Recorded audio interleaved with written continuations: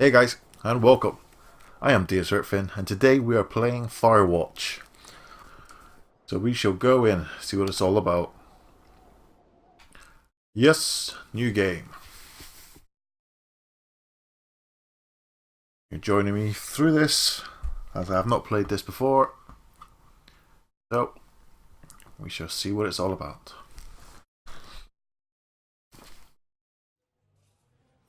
Got a bit of a cartoony feel to it by the looks of things. But it may not take away from it.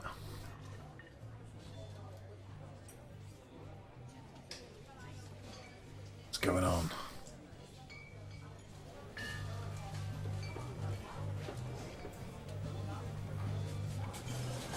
Boulder, Colorado, 1975.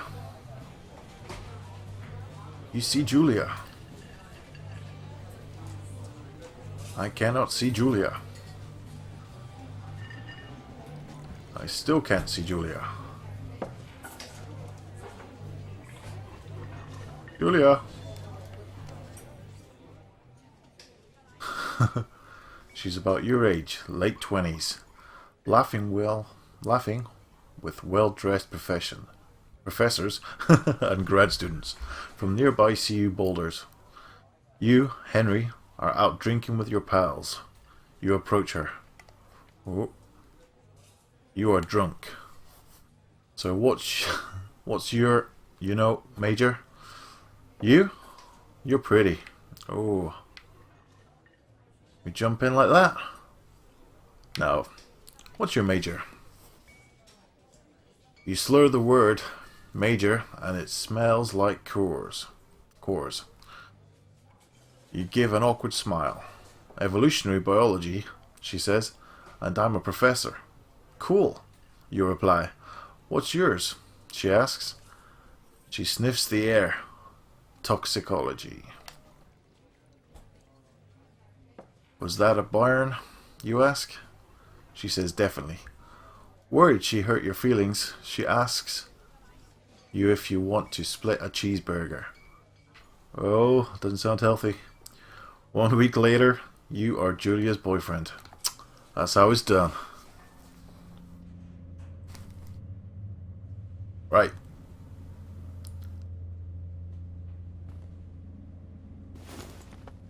A backpack.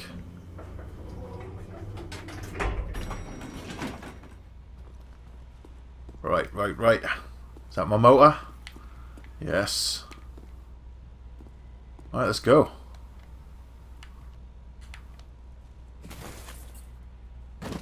Sling that in the back, and we're on the road again. You date for over a year. She drives you absolutely nuts. It's great. You move in. You share an apartment near the school with a view of the mountains. You two drink beers out on the deck. You drink beer just about anywhere. Life is good. Julia wants to get a dog. There's a scruffy undersea beagle.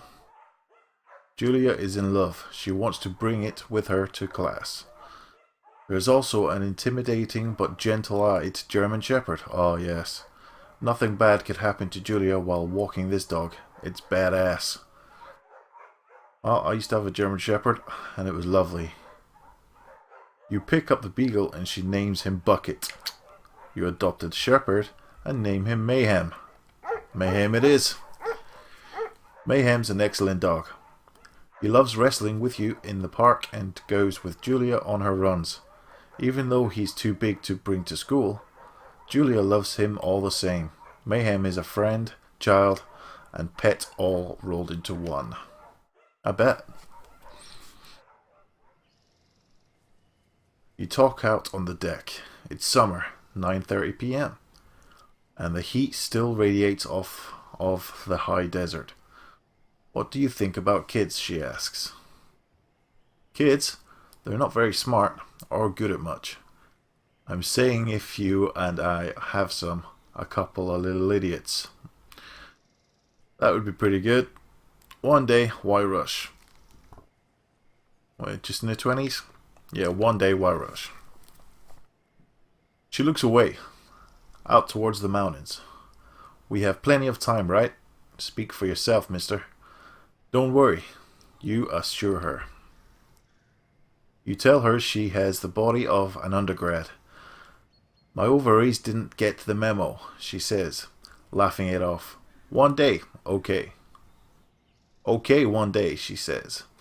6 months later, you get engaged lying in bed on a Sunday morning. Oh, I miss them days.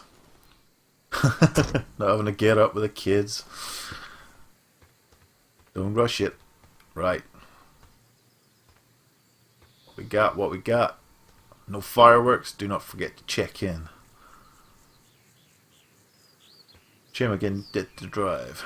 Right. We're heading into the wilderness. You ready, guys? Watch out for the bears. Right. 1980. It's a Thursday night and Julia is 4 hours late. Oh no. She doesn't call. You're worried and getting angrier by the minute.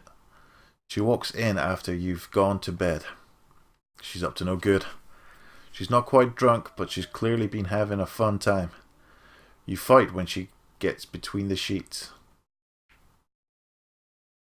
You ignore her, you get mad. Well, she's drunk, there's no point in getting mad.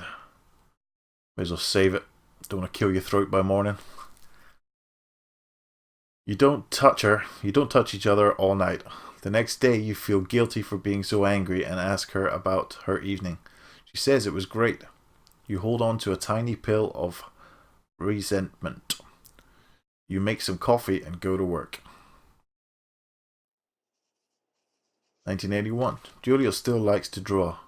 She draws plants from her research. She draws all of the places you go. She draws you. You pose and flex like He-Man. You frolic like a Victoria's Secret model. Yep. Let's pose it up. Very nice. Whoa!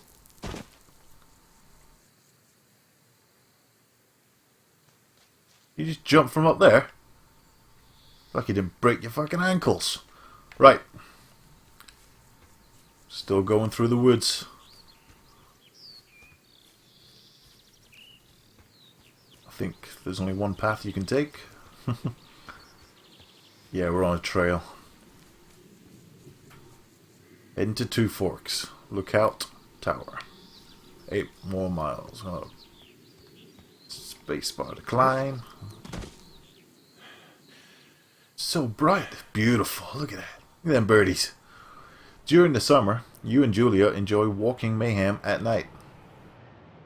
There's a festival in town. It brings in folks from faraway places. One of them tries to mug you with a knife. Oh, we ain't having that. Mayhem runs away. Mayhem. May my moo fuck the dead dog. Julia yells. She gets flustered and has trouble speaking when she is stressed. You confront the attacker. You scare him away. You beat his goddamn face in. If he attacks me with a knife and I'm not going to take it, beat his damn face in. Your arm gets cut up, but you beat the guy to a pulp. You don't feel very tough. You cry your eyes out before the cops show up. Julia asks to take a different path from that day forward. You say okay. You don't want to go that way either. From then on, you walk by the river. 1984. Plans to have kids get waylaid. Waylaid by work. It's alright. Julia gets offered a job at Yale. Yale is in Connecticut. 2,000 miles away. It's a great job. Associate department chair. She wants to move. You absolutely do not. Convince her not to take the job. Agree if she commutes back and forth.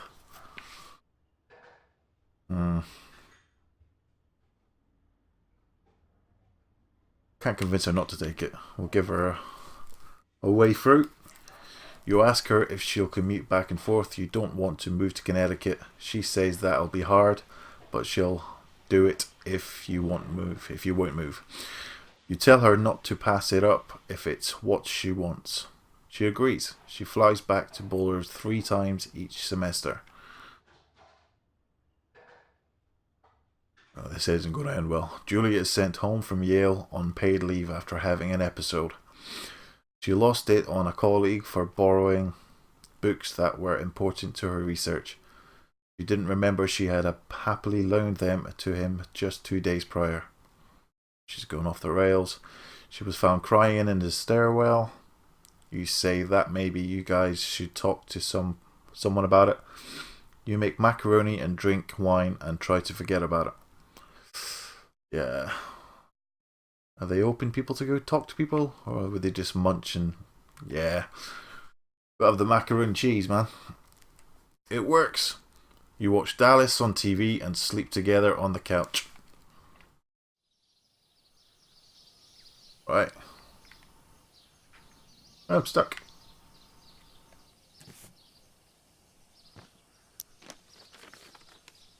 Hey up. Is that me, is it? Like that sexy beast. Mayhem is getting older. He's got silver hair down his back and slows down at night. You and Julia walk him to the bar to see your friends, and it feels like nothing has changed. Julia goes back to university. 1987. Julia's affliction gets worse.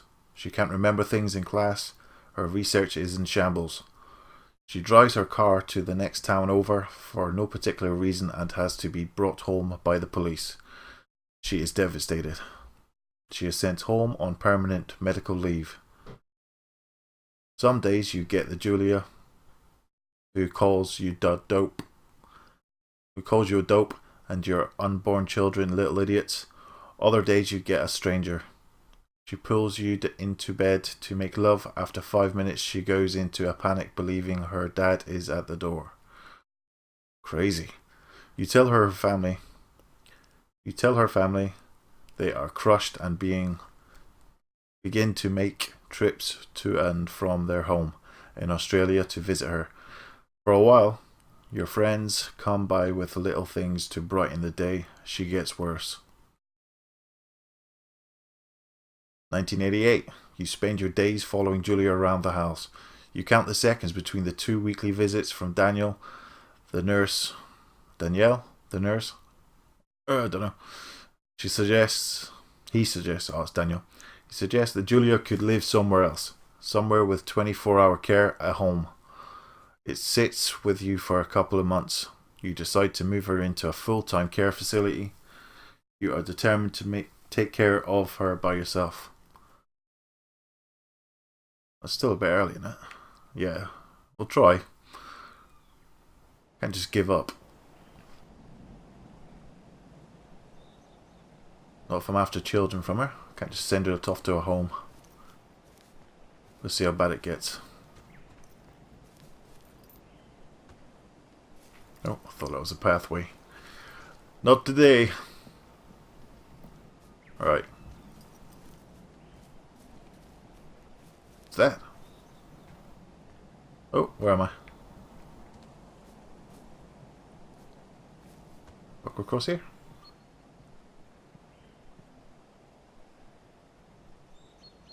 That's all kind of dangerous, that. Oh! Got a deer. Or a moose, or whatever. It is impossibly hard. The worst is when you get mad at her. Like when she tries to cook her own food. You can't do anything without her, and she can't do anything without you. When she goes to sleep, you stay up for a few hours drinking on the deck. Watching baseball in the summer, college basketball in the winter, drinking then too. You start going out after you put her to bed. The first time you do it, you worry about her getting up and walking around while you're gone. You put a chair in front of the door. You trust that she sleeps like a rock. Why would you put a chair? Well, you can't lock her in, can you? I'll definitely send her a fucking loopy. You go to the same bar at the boring end of the pier. Sit. Pearl Street. That's the one. The end of Pearl Street. It's nice there. Over time you tell Sheila, the bartender, everything. It's a huge weight off. You're home and in bed by 1 AM a couple of nights a week. You look forward to those nights. Don't know, it sounds like a slippery slope that. Chatting to the bartender. Uh-oh. One night you are stopped at a DUI checkpoint. You blow a .10 and are taken to jail for the night. You consider trying to hide it, but you tell your sister-in-law, Susan. Julia's parents take the next plane from Australia. They can't believe the state your house is in. Then they tell you Julia is coming to live with them. You don't argue, you say you'll visit soon. A few weeks go by. Summer is coming. And you see an ad in the paper for a job. You got to argue a little bit, surely. Come on. Can't just give her up. Even though the end result is the same. You take it. Right. Concentrating on myself now. She's in Australia with her parents. I'm in the middle of the bloody woods. Enter the lookout tower.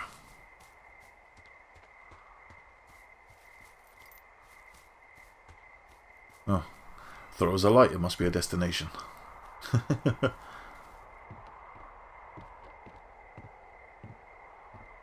Bit late at night for this, though.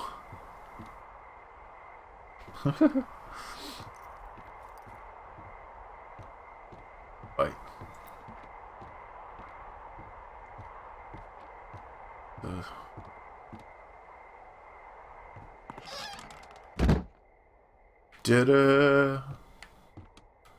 Got what we got.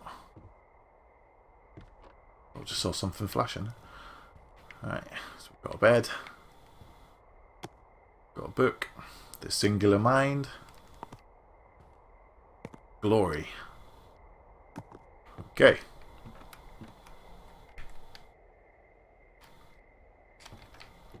Guide. Was that a guidebook? Is that what I just said? Yeah. Forest guidebook, cookbook. Oh. What the hell? Okay. Hello. Got a walkie-talkie.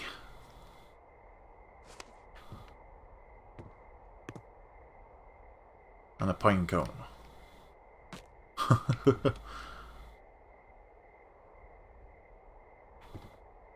Right.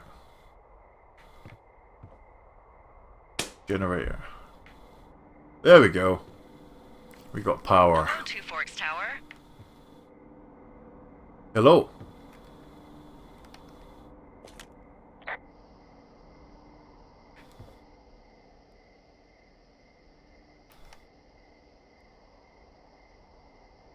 Whoa. Hello? Alright. Whoever this is? It's Henry, right? Yeah. I'm Delilah. Yeah, that's what the guy said on the phone. So, what's wrong with you? Excuse me? People take this job to get away from something. So, what's wrong? What's wrong with you? That's a great idea. Go ahead. Look, I just hiked for 2 days, so I don't really follow whatever it is you're doing right now. You take a stab at what's wrong with me. Fine, then can I... sleep? Forever? Sure, buddy. Okay, now go ahead. Sounds a bit depressed. You've killed 3 ex-husbands. You're rebelling against Mom. Nobody back home can understand you. You're just gonna wait me out on this? Ugh, fine. But I'm gonna take a second here and have a guess about you. Let's see. You can have a guess all you want, dear. I don't know anything about you. I say you got fired from your job and have finally decided to write your novel. That's the sort of bullshit reason you'll find a man out in the woods. Good night. Welcome to the job. Good night. Oh, it's my job I'm at. Okay. Good morning, Henry. Well, I guess good afternoon. You probably slept like a rock. Anyway, there's still a few hours of daylight to get some work in. I can see you at your desk, so call me when you're ready. What? You can see me at my desk. Creep. Right.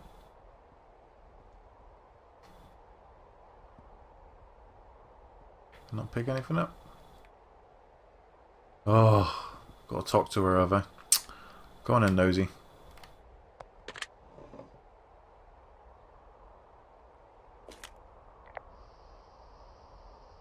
Sorry, guess I slept in. Hey, sorry, guess I slept in. You got a relaxing, 14 hours of sleep? Whew. Yeah, Jesus, I guess it's what, 6? 6:45. Whoops. Don't worry about it. That hike puts everyone out of commission for a day or two. But now that you're up, let me quickly get you acquainted with the job. There's a thing in the middle of your room with a round map on it. Do you see it? Okay, yeah, I see it. This is the Osborne Firefinder, invented in 1914 by W.B. Osborne? You use this to spot, you guessed it, What the fuck? What is it? Nothing. You use this to... Oh, fuck me! Good God, language, lady. Out your I know. west-facing window. Are you seeing what I'm seeing? Are those fucking fireworks? Where am I? I need you to confirm. Do you see them?